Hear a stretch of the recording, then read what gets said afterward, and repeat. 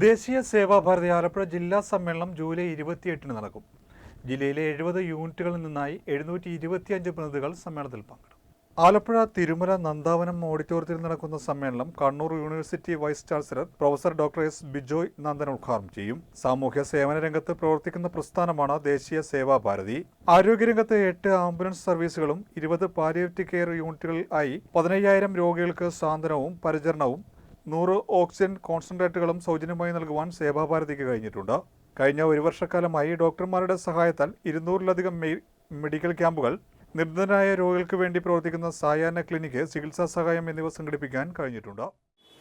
ദേശീയ സേവാഭാരതി ആലപ്പുഴ ജില്ലാ പ്രതിനിധി സമ്മേളനത്തോടനുബന്ധിച്ചിട്ടാണ് ഈ ഒരു വാർത്താ സമ്മേളനം ഇവിടെ സംഘടിപ്പിക്കപ്പെട്ടിരിക്കുന്നത്. സേവാഭാരതിയെ സംബന്ധിച്ചിടത്തോളം കഴിഞ്ഞ 40 വർഷമായിട്ട് കേരളത്തിൽ രജിസ്റ്റർ ചെയ്ത് പ്രവർത്തിക്കുന്ന പ്രസ്ഥാനമെന്ന നിലയിൽ സേവാഭാരതി അതിൻ്റെ പ്രവർത്തനങ്ങളുമായിട്ട് മുന്നോട്ട് പോകുന്നു. പേര് എത്തുന്നതിന് മുൻപ് തന്നെ പ്രവർത്തനം ആരംഭിച്ച ഒരു സംഘടന എന്ന ഒരു ഖ്യാതി സേവാഭാരതിക്കുണ്ട് എന്നുള്ളത് നിസ്സംശയം പറയാൻ സാധിക്കും. കാരണം ഇതിലെ പ്രവർത്തകന്മാർ മഹത്തരമായ ഒരു ആശയത്തെ ഉൾക്കൊണ്ടുകൊണ്ടാണ് ഇതിൻ്റെ പ്രവർത്തനങ്ങളുമായിട്ട് മുന്നോട്ട് പോയിക്കൊണ്ടിരുന്നത്.